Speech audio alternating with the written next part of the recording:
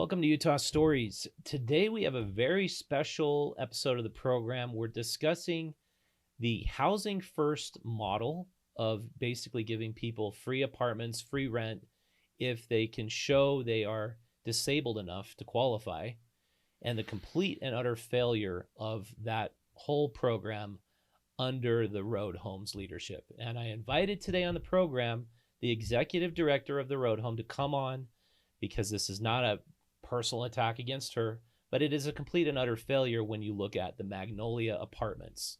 The Magnolia was opened with much fanfare and a ribbon cutting ceremony with Pamela Atkinson and the mayor. And everybody was super excited because this was $16.4 million invested right into the heart of downtown. They were going to give the homeless dignity with views of the city and quartz countertops. And now that place has completely deteriorated the neighborhood to a point where if you walk anywhere within about a half-mile radius of that apartment building, you find drug dealers, you find tweakers, you find people who can't even speak clearly. And all the neighbors around that facility have reported to us and told us this is an absolute horrible situation. And even the tenants in the building say this is absolutely horrible. Managers at Magnolia have said this. Why Michelle Flynn won't answer any of these questions is beyond me. But we have a tenant at the Magnolia coming in today, and we have with us right now former Mayor Rocky Anderson. Thanks for coming on. It's great to be with you. And I'm glad you're getting this out to the public, because I need to know. And when somebody who's taking so many millions of dollars in public funding will not be accountable. Told you basically, you invited her on today. I saw your email correspondence, and her public relations person. So this nonprofit has a public relations person that has to answer emails for the executive director. Mm-hmm. And they tell you, oh, she's not able to make it. And then you offered an open invitation, didn't limit it in terms of time. Yeah, anytime you want to come on. And told you they weren't interested in being on your program. That is so typical of that organization, how unaccountable they've been to the public, to the legislature, to any organizations that are trying to look into where the money's being spent and why we're not seeing better results. And I've seen the disastrous consequences both at the Magnolia and at the two shelters that are being managed, and I would say horribly mismanaged, by the Road Home. Well, their administrative people and caseworkers are in this beautiful remote office on State Street where they don't even see their clients. They spent millions of dollars on this instead of being on site. And when they built those shelters, those very expensive shelters, these so-called resource centers, they had offices for administrative staff. But I guess they just didn't want to get their hands dirty, or they didn't want the diversions of seeing or talking to those that they're supposed to be serving. So they're in this remote office on State Street, and I've been there. I met with the executive director.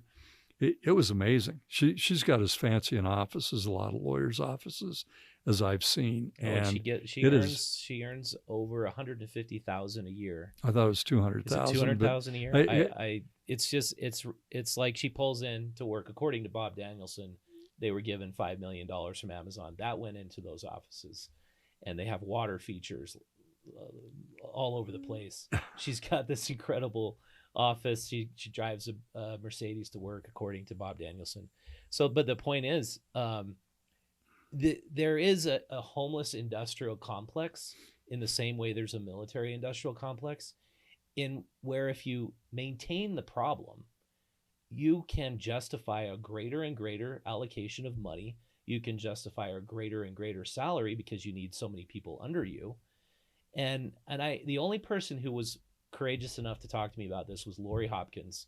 She also gets a big salary. She runs Shelter the Homeless, which owns all the properties. So Road Home just administrators. They're administrators of the facilities. Shelter the Homeless owns the properties. and there's more and more properties opening up for permanent supportive housing, and most of it's operated by the road home. Grace Mary Manor, Palmer Court, Wendell Place, those are all road home facilities. I talked to police officers yesterday on the street, and they didn't want to go on the record, but they said it's not just Magnolia. Go check out Palmer Court. There's drug deals going on all the time. I personally witnessed sex trafficking right out in front of a woman coming out, going into a motel, joining another man. She was dressed like a sex worker, and she obviously lived at Palmer Court. And all the neighbors are watching this. And so the root of the problem is that to qualify for one of these apartments, most of the people getting in there are chronically homeless, and they are chronically addicts.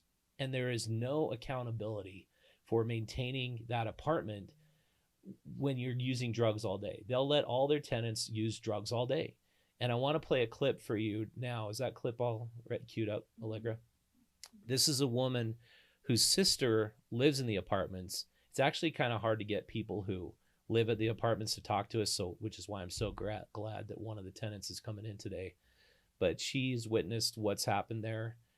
She was out in front of there waiting for her sister to come out. This is what she had to say. You're talking about in the nighttime, he let us in because he has a boyfriend there, and he takes off with his boyfriend to his room, and he don't even watch the front desk. And that's the truth. I mean, everybody in the building knows it. Management, however, the case manager, the property manager did not know that because my sister told him that. Are there a lot of people using drugs inside? Everybody used drug in there. And do they do anything about There's it? 28 people that have died in there. Since the Magnolia opened 4 years ago, 28 people had died. And I don't know for what, but 28 Where did you people. hear that number? From the lady that lives there. She moved in since her name is, what's her name? She'll come and talk to you. Really? Her name is, what's her name? Dixie. Dixie. She told me 28 people have died there. And have you seen this neighborhood around here deteriorate in the time that you've been I know around there's here? a lot of drugs here because everybody in town says, do you want anything? Heroin, anything. You can get it on 1st South to 2nd South on 300 East. Because of this Magnolia Yeah, being this here. is like Skid Row. Yeah. She goes into obviously how it's turning into Skid Row. When I walked around the block, there were 3 drug dealers that approached me, and I don't mind trying to talk to drug dealers. I just say, I'm a reporter. Could I just ask you a few questions? They all say no. But it's so obvious. This has now become a drug trafficking hub for Salt Lake City, and the police know this. The police brought it up. They said this is happening everywhere. We have a revolving door for drug traffickers. They now go into jail. The jail's full. They get an issue to go to court. They miss the court date. There's a warrants out. They can't put them anywhere. What could be the immediate solution, or what could be done through the criminal justice system or the mayor's office or the road home that could solve this problem, do you think, Rocky? Well, first of all, a lot of them are not going to jail and getting back on the street. The police have been told by the mayor, just ignore them. They showed in their data, they're always claiming that crime has been reduced, that we're seeing less and less crime. Well, they showed, I believe it was an 89% reduction a year ago in drug crimes in the Rio Grande area. That is laughable. Any of us can go down there right now and see drug trafficking going on. You can see the purchase, the sell, the use of dangerous drugs. And the fact is, the police just are told, look the other way. Mm-hmm. Don't bother to make arrests. Don't take anybody in. And we don't even have a system now. When I was mayor, we had probably the nation's most comprehensive restorative justice program, where if somebody had an addiction and the law was enforced, and I never told anybody not to enforce the laws. I say enforce the laws, get them into the system, and that's the only way you're going to get people into drug court and get drug treatment. And then a lot of people say, yeah, but they'll have a record and that's going to be really bad for them. No, you can have them plead guilty have the plea held in abeyance while they complete the terms of their whatever's required by the court, which includes drug treatment. And once they've successfully completed that, you come into the graduation at drug court, and the judge dismisses the complaint. So there is no record, and this person's been brought in, and you've got a positive solution. But we don't see that kind of imagination with this administration. The police department are just throwing up their hands at the behest of the mayor and say, we can't enforce the law. And so who does this hurt? It hurts the people with the addictions who would benefit from the treatment. And I talked to my nephews and my niece, children of my sister, who is deceased now. But she had a crack cocaine addiction. The best thing that ever happened to her. And when I talked to them, they said it was fine. They agreed, and my sister would have agreed. Tell these stories because it's so fundamentally important. Hold people accountable, make the arrests, get them into the system, and then get them into treatment. And it was absolutely the best thing that could have happened to my sister at the time. It's the best thing that could happen to any of these people. The mayor apparently thinks that, well, it's too much of a hassle, or just leave them be, let them do what they want. There's no compassion there. Yeah. And so it is a bad deal for it's a lose-lose-lose situation. Well, it's a lose-lose for the residents that have to live with this in their neighborhoods, who are frightened to death of their kids even walking to and from school. It's a bad deal for all the businesses. Salt Lake City has lost so many businesses, and 100% because they had to deal with assaults from people who were either mentally ill or drug addicted or otherwise who were on the streets, with having to clean up feces outside their buildings or that may be smeared on their windows, and cleaning up the needles out in front. And these people finally have had it. One of the greatest businesses, the most recent victim of all this, is European Treasures Antiques on 6th South and 3rd or 5th West. That poor guy, I talked to him, I interviewed him about what he's been going through. He and his son worked their hearts out to make this business go. His son finally left. Scott, the owner, was going to leave the business for his son. Son said, I can't take it anymore. Scott's he's got a piece of plywood out there. He's spray painted. We give up. Wow. And they've got an antique liquidation cell. That's the impact. And they call the mayor's office. They call the police. Nobody seems to care. They don't do anything. It's like we had Teresa Bowman, who moved off Main Street because of the public masturbation problem. Well, the Mid-City Salon. Yeah, she'd been there for almost 30 years in that location. When I was practicing law, just one door down from her at 50 West Broadway, she had her salon there, and she built that up in over 30 years. And 100%, the reason why she left that location, she still has one in Trolley, but it wasn't like they moved from the one on 3rd South and just between Main Street and West Temple. Yeah, she's been on the podcast. They closed it there because of all the problems they'd had, including having a salon full of women, employees and clients, and people out. 3 instances of public masturbation, and the 3rd time the police didn't even show up. And when she calls to raise hell about it the next day, they said, we've been told by the mayor, just tell them to move along. Yeah, and what I see we're doing is we know where this leads. Look at San Francisco, look at LA, look at Seattle. It's like when you trade law and order you for soft on crime policies, let's just let people do as they will, and let's not crack down on crime. We know where it leads. All the mom and pop businesses suffer, and we essentially trade small business economic vitality for people, using drugs on the street all day. And the way that the housing first model works right now, and this is what I would have loved to point out to Michelle Flynn, because in a way, she's tied to this model. The way it's formatted, and we had another gentleman named Paul Webster who worked in the Department of Housing and Urban Development who pointed this out, is you can be declared disabled and get that Social Security disability check if you've been chronically homeless long enough and if you've been addicted long enough. And so it's sort of a race to the bottom where everybody's like, okay, would you rather work at Walmart or as a dishwasher or a prep cook, or would you rather stay in a tent or camp by a river until you qualify for housing?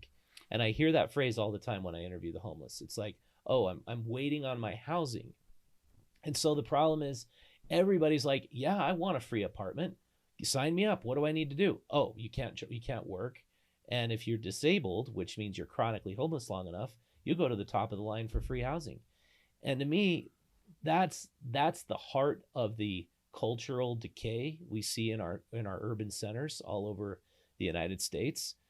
And I got to think that there's a much better idea out there. All right.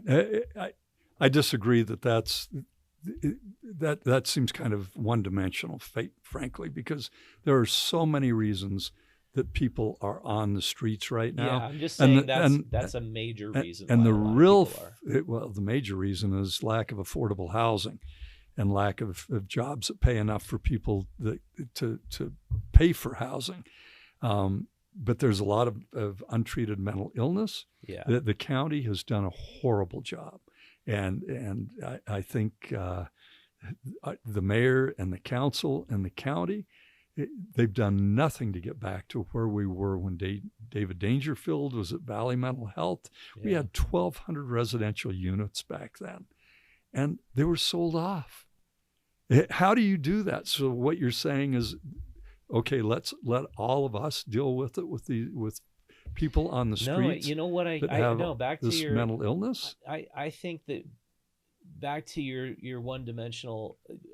I think that what we have a problem here with there's definitely a lack of affordable housing, especially on the low end of the spectrum. There's not enough affordable apartments in any of our major urban centers, but now Salt Lake City is now 48% higher than the median rent in the United States. Yeah. So people who are working these jobs, they're not able to make ends meet. They can simply say, okay, I give up. I'm just going to become disabled. I'll get that free money. And I'm not saying everybody's choosing that route. A lot of people do whatever they possibly can to not make that choice. But the government's offering that choice. And so we asked a question a couple of days ago. Should housing be a human right? And me as a libertarian, I'm like, of course not. The government does everything terrible. Why should we provide housing for everybody? But of course it should be if you're going to give people a free handout by doing worse and worse and worse in life. I think you got to come up with a solution. And the beginning of the solution would be the mental health support, the addiction recovery support, but then just incentivizing people to do better and better. And once again, climb the ladder up instead of being incentivized to climb the ladder down. Yeah. And there is so much to this because we have shelters. Mm-hmm. And first of all, people talk about housing first. Let's have housing first. And how do you have housing first if you don't have enough housing? Yeah. That it's a total fallacy. Mm-hmm. You've got to have the housing, and whether it's in the market. I frankly am a big advocate of non-market housing, where the government can get better financing, lower interest, and control the rents and make it where you've got people of all incomes living there. You've got upper middle class people living there, and it works. It works throughout almost all of Europe, 60% or more. But housing first works in Europe, supposedly. Like they supposedly have housing first in Sweden and Finland, but they have a model where they can kick people out if they don't. They're using drugs. There's accountability. Why is our housing first? The reason, I can tell you what Webster told me on that too. The reason why our housing first model is the way it is is we can't kick people out when they are drug addicted because that is their disability. You can't kick somebody out because of their disability. Could we play that one other clip of that? There's another tenant at Magnolia who we interviewed.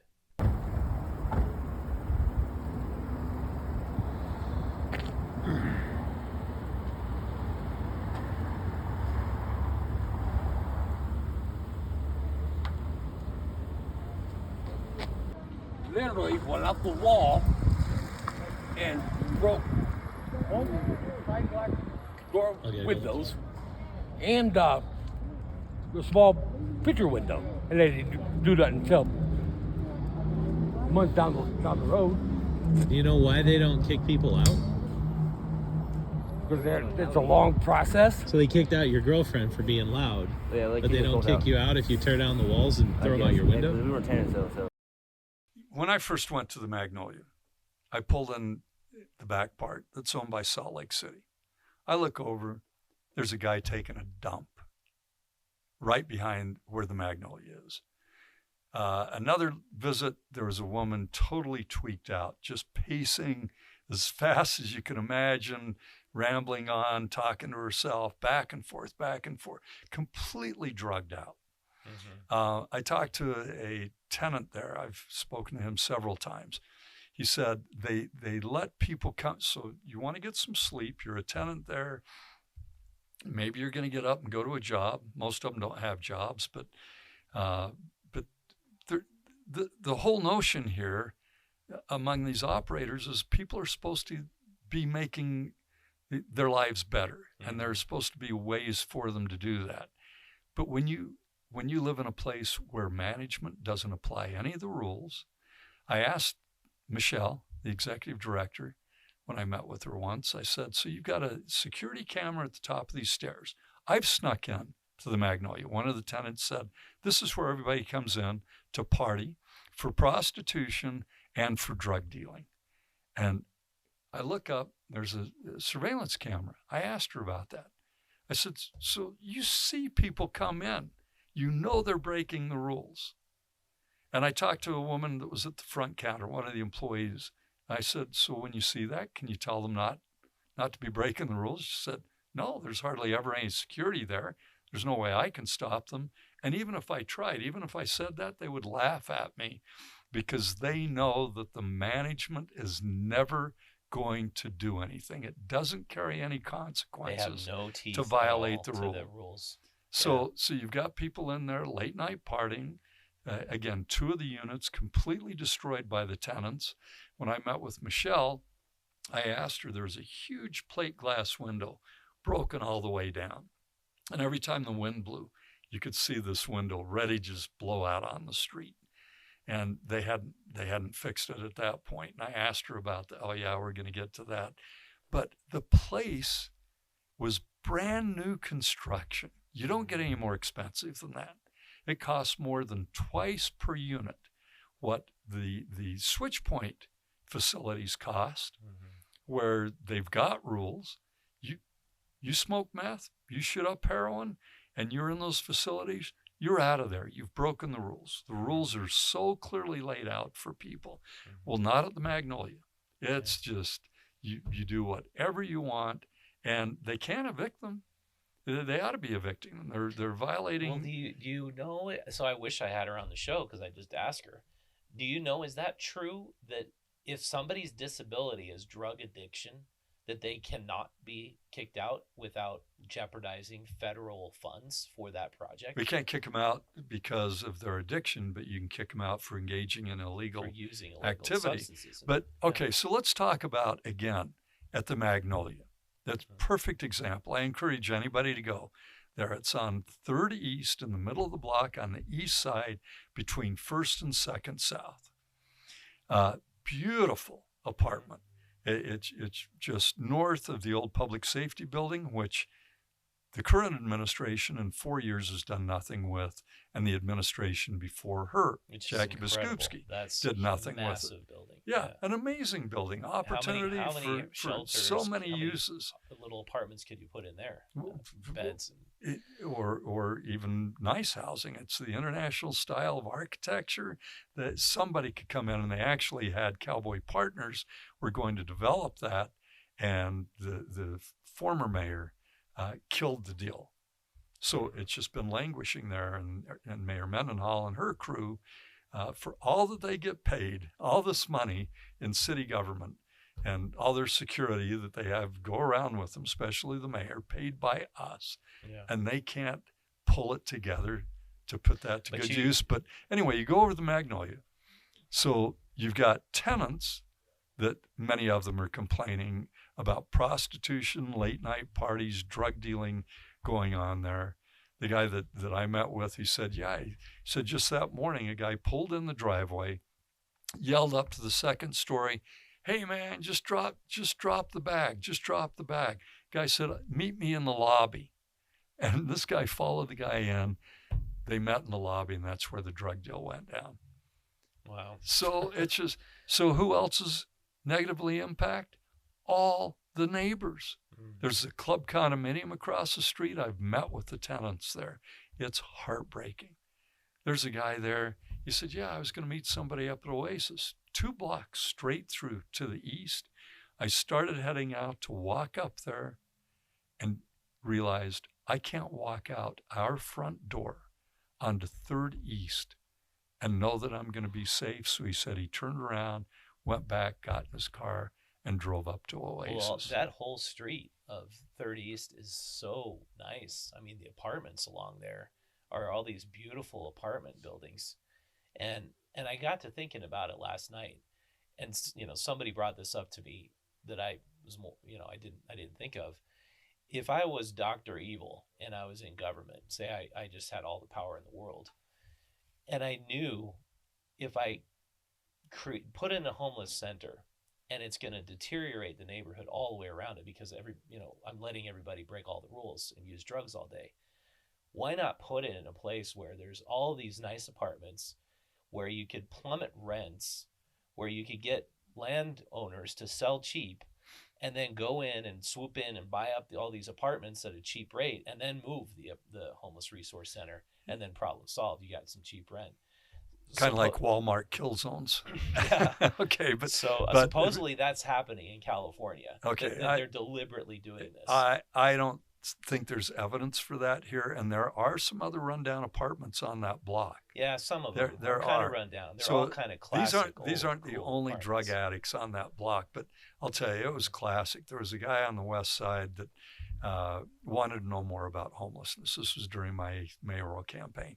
I said, "Meet me up at." I told him where the Magnolia was. I said, "Let me show you a perfect example of how to do this all wrong." And he met me up there. He couldn't believe it. There were, encampments on the parking strip all the way down in front of the public safety building. People walking around. You could see them either shooting up or smoking meth. And this guy met me. He couldn't believe it. We went out and back. That was a time the woman was totally tweaking out. And he said, "This is insane. This is like out of a bad movie." Yeah, we're walking down the sidewalk in front, and we overheard the guy next door to the Magnolia say to this woman that he was with, he was walking along, and he said, he swore, looked down at his feet, and he said, "I just stepped in human feces. I can't wait to get out of this place." This is what this administration and these nonprofits that won't manage these places have given so many of our neighborhoods. Same kind of things happening around the resource centers that they mismanage. And they don't seem to have any care whatsoever for the impact of these other. Where's their compassion for them? Well, the Gail Miller Center got so bad, and their answer was, "Oh, we need another police officer on duty." So they have a police officer basically on duty for that one resource center, but they got the conditional use permit saying they were going to provide safety and security for the building and the tenants. They aren't at all, because you're basically allowed to just use drugs and go outside every day, use drugs, traffic drugs. Well, the neighbors have filed this lawsuit. Yeah, so you brought it in. Yeah, and it's just one nightmare tale after the other. Has this been accepted now? Has it got a court? Well, it's in litigation now. Okay. I don't know procedurally where it is, but a woman she moves here. Had a great professional job out of Chicago, nicest woman in the world. She decides what she wants to do toward her last part of her working life is to get out of the professional rat race in Chicago, come out here, set up a dog boarding and grooming place. Mm-hmm. And so she's got Diggity Dog there across the street from Gail Miller. Well, besides all the detailed allegations in this complaint, I've got an email that she wrote. She says, this was several months ago, I'm really struggling with people using my parking lot as a toilet. Every day for the past week, people have been moving the dumpster on my parking lot to go behind it and defecate. The other day, they even left us their toilet paper. I cannot have human feces in my parking lot as my staff come in at 6 a.m. and customers begin coming at 6:30. Then she tells about staff members leaving. They're saying, we're not going to do it anymore. So she, the owner, was having to go out and clean this up herself. There's that little regard, and the management of the facility across the street does nothing about it. They know about this. In her letter, she says, I look to, and she's got this whole list of names, including Michelle, to assist me in this matter ASAP. That's right next to the Gail Miller. Is that correct? That's right across the street. Yeah. It's a very narrow street. Right next door is a munitions shop. Mm-hmm. And the nightmare stories there. I heard, and this was many months ago, at least $60,000 worth of property damage. Yeah. And he can't go to his insurer because he's not going to get insurance again if he does, and his premiums are going to go sky high. So that's $60,000 that he was out of pocket because of the lack of security, because of the broken promises that were made by the city, by the nonprofit sector, in order to put the Gail Miller Center there. I've often said, if I were Gail Miller, I'd insist you take my name off the front of that building, because it is nothing close to what was promised to the neighborhood, and it's doing such a disservice for the people who are there, who you're supposed to be serving. And well, it's destroyed that neighborhood too. The whole ballpark neighborhood. The Miller family said, we're going to move the bees to Draper because she helps create the problem, and then she moves the bees out of there. And everybody's speculating that's because of the crime problems. So why is there no accountability? I mean, obviously there's no personal accountability of the tenants who are staying at these places, but there's also no accountability for the road home. How come the state legislature keeps funding the road home? And I even listen to X96. Oh, you come on and we'll donate $50 to the road home or $100 to the road. Like, why is this so for some reason a beacon of a public institution that everybody seems to believe is a great organization? Why is the truth not getting out there? Because it used to be a great organization. We had the road home shelter downtown. The shelter downtown. Not that they didn't have their problems, but it should have been expanded and improved, and there should have been better security. I think for 25 out of 30 years, that road home that was open, it was great. The last 5 years, I watched it deteriorate. Maybe that was intentional, because they wanted to tear it down and have a reason to tear it down. Yeah, but there were 1,100 beds. So what happened when the current mayor was on the Salt Lake City Council, and Mayor Biskupski was the mayor, and then the state legislature, Greg Hughes and these folks come in, and they do their Operation Rio Grande. What's their solution? These neighborhood so-called resource centers, and I take issue with the use of that term because they're not providing resources that are helping improve lives. You're not seeing people go out and get jobs and get housing, and I mean, it's just kind of stirring the pot. And it's so bad there in terms of the assaults and the drug use and everything else. There are a lot of people that will not go into the shelters. They choose to live in their tents and have their encampments. Yeah. And some people use the term of disparagingly the shelter resistant. Yeah, they're shelter resistant, but you and I would be shelter resistant too if you were going through some of the same nightmare scenarios that I've heard from so many people that have been at these camp places. Outside with my dog in a heartbeat as opposed to go in a shelter if I had the choice. So millions of dollars going toward this, and the total beds among these 3 shelters that they put up in the place of the road home downtown that had 1,100 beds was about 700 beds. So almost 400 fewer beds right out of the chute. So because the vision, Operation Rio Grande Vision, remember, was to get them in and out within 30 to 60 days. And it's all insane. Yeah, it's completely insane because there are no wraparound services. They said, we're going to provide all the wraparound services to get people into housing, into jobs. And obviously that's the major failure. But so when you look at this as an organization, is the road home underfunded? Like is the legislature voted to actually give less money to homelessness this year because the problem is so bad and it's not being solved by giving more money to the problem?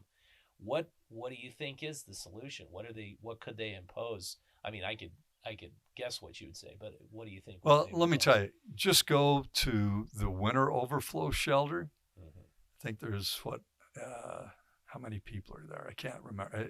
It's a lot of people. It's going to close. No, I think they're going to extend it. I think I think it probably will be extended. They're not going to put just people out on the streets without a better solution. But you go out there now. Talking about the one on North Temple and Redwood, or which one? No. I'm talking about the winter overflow shelter in West Valley City. West Valley. And I've been there. I haven't been It's there yet. peaceful. Unlike last winter, where people had to leave at 7 in the morning when it was in Mill Creek at the library. Here they can stay all day. It's peaceful. People are watching TV. They're playing games. They're doing puzzles. They're reading. And they've got decent showers and bathrooms, civilized bathrooms, which our mayor apparently doesn't believe in because she wouldn't even fund them for the pods where we have 50 people in the city. She refused to fund that. Liberty Park, too. Just a joke. Well, around the whole city. Yeah. Down by my old law office where there are human feces all over, 3rd South and Main Street area. And it's one of the reasons I ran for mayor is because her attitude after I kept writing about the issues that I saw and the lack of caseworkers and people trying to do something to help those who are on the streets, and then also helping all of us in solving the problem with feces around. And it's an international human right, the right to sanitation, and she wouldn't even provide public bathrooms. There was no discussion about that. Well, your greater point is the winter overflow shelter in West Valley's run great. I mean, people there are happy, they're peaceful. And it's operated by, is it Switchpoint? Yes. And then you look at the Switchpoint facilities, I guess they're not permanent supportive housing. We kind of debated about that a little bit. But they're a model where people are held accountable for their free apartment. They're qualified to be there. A lot of them are the elderly who are priced out of the Well, they're not free. They pay rent. Oh, that's right. They pay rent. If you're talking about the Point Airport and the Point Fair Park. Yeah, it's subsidized housing. So they're former hotels that were renovated, and there's not one dime of government money required for continued operation. And she puts them to work. And that's the key. They don't get any government funding because they are able to kick people out if they start using drugs there. Is that the huge difference between Switchpoint and the road home? No. Well, they'll take, if somebody gets Social Security, for instance, disability or that sort of thing. There are a lot of them with that, but a lot of them are working. I mean, at the Point Airport, they use their kitchen to provide Meals on Wheels food, meals. And they employ people there to do that. Yeah. She's got facilities for homeless people down in St. George. She's created an aeroponic greenhouse and has contracts with restaurants to buy the produce. She's got a dog grooming and boarding she facility. puts people to work. I mean, trains them and puts people to work. What is human dignity? It's not letting them stay in an apartment free and then punish them if they work. It's putting people to work. It's using the human capital and people's intrinsic desire to be productive and getting them to work. And they love it. It's like Franklin Delano Roosevelt said. He didn't believe in handouts. He believed, like with the CCC and the WPA, put people to work. It's the dignity of work. There was one gentleman that I helped get in one of these facilities. And the woman who runs them, you've had her on your program, Carol Hollowell, she told me it was so great. He's in the kitchen working. And he comes out and he says, this was the best day ever. I got to prepare meatloaf for all these people. Yeah. I mean, how great is that these people find so much meaning in what they're doing? And they're models for other people who are there. So yeah, there are some people that still have substance abuse problems, but they know we don't do it here because we don't want to be losing our housing. Nobody has that threat at the Magnolia. Yeah. You just keep doing it. I asked Michelle about that, and she said, Rocky, you don't understand. These people have lizard brains. It's like, well, really? Maybe you could put people with lizard brains somewhere that they are going to get some help and improve their lives rather than just saying, oh, you decide what you want to do day to day. And in the process, you're destroying the neighborhood and undermining quality of life for all these hundreds of people in the neighborhood. How come when I was growing up, I don't think I even heard my grandma say it more than once, but idleness is the devil's playground. You basically stop doing anything and your mind is going to be attracted to anything that's unproductive, first of all. And you, like our kids, they immediately want stimulation. If we don't provide that structure, oh, put me in front of the TV. I want the iPad. I want the phone. I want to play games. How about we go outside and rake some leaves? And also putting one person inside 4 walls and a door. When I went down to Haven for Hope, which is a model homeless program and facility, it's just phenomenal, right? Yeah. In San Antonio. They've got it right. And a woman who used to work for Road Home here when Matt Minkovich was the director and they had the shelter downtown, she's working there now. She is so great. If I'd been elected mayor, I would have brought her here. She would have been dynamite. And I asked her about, the idea of housing first, putting one person inside 4 walls and a door and calling it good. Not requiring anything else, not having any other expectations or accountability. And she said, isolation leads to addiction. It's community that leads to healing. Yeah. And absolutely. And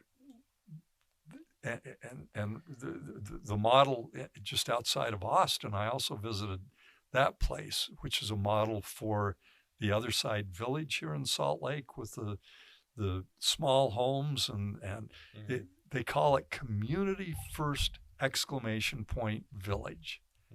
And it's all about people living together and building community. That's what's important. Well, we have the model where we don't have enough caseworkers, nobody can handle it, and then you have the peer-to-peer model where everybody's supporting each other. And we know that works with the Other Side Village, with Switchpoint, with the In Between is another excellent example. In a very nice neighborhood, they're great neighbors. They want to expand right now. They get 0 government allocation as well. They're trying to get one because they help people with both recovering from major surgery and respite care for the homeless people. But we have a model that works. But instead, the federal government's choosing to support the model that doesn't work. Why is that?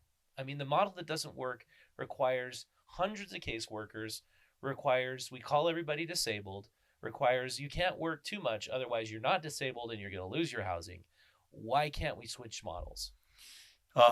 You can, and it's true the federal government gets in the way of doing this in a rational way, and a way that where you have the expectation of accountability and people improving their lives. But you I just think it's bureaucracy. You can't use that as an excuse. The Road Home cannot use that as an excuse for allowing people to continue to violate the law. I mean, I don't have firsthand knowledge of this, but I have a lot of secondhand. Anywhere it's been tried? Well, first of all, again, you can't. What does housing first mean if you don't have adequate housing for everybody?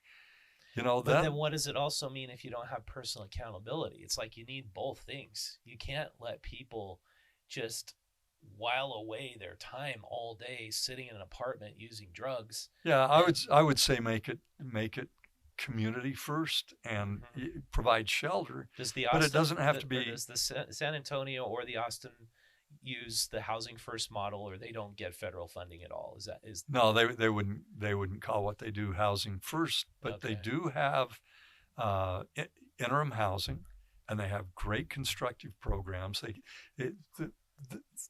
What they call their buildings and their centers there tell you so much. There is the transformational center.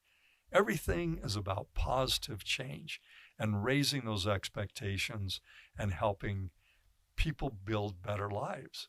But they still have one area, they call it the courtyard, where people come in, if they're all drugged up and they'd otherwise be encamped around San Antonio, they say, well, you can come here. So you're not going to be encamped all over our city seems like it's good enough for our mayor in our city to have people encamped in our parks and our parking strips and along the Jordan River and such. Yeah, move them around. So there is part of Haven for Hope that says, okay, if you're those, what they call low barrier or no barrier, that you might be addicted, you may not be interested in housing right now, but you can at least come here. We'll provide you 3 meals. We'll provide support for you. There's a mail drop here. Of course, people are going to come there. They might just be sleeping on a pad. They might be out on the concrete courtyard during the day. But it's a place they can be. Yeah. There's a place they can be safe, and they're not going to be run off by Aaron Mendenhall's police engaging in these pointless raids and confiscation of the property of homeless people, the kind of property that you and I and all these other people are contributing to these different outfits that give it to homeless people, and then they end up getting it ripped off by a contractor from the city, or even our streets division folks who come out with their heavy equipment and will lift their tents up and crush them with all their possessions in them and destroy them. It's awful. And obviously you didn't win to become mayor, and that's very unfortunate. That's actually made me quite sad. It is unfortunate, yeah. So not unfortunate for me in my life necessarily, except to the extent that I like to have the greatest effect I can have, positive effect for people. And I know what works, and I can see what doesn't work in our city. And I care a great deal, and I don't think our mayor cares one bit. She cares a whole lot more about trying to please those who want to bring in all the sports stadiums and all the sports fans. But you got to clean it up. You can't, she did her one day get homeless people out of here during the All-Star NBA game. So she and Jenny Wilson fix a nice dinner one night to get everybody out of sight, out of mind, and then they turn their back on them and they're back out there again. My point is,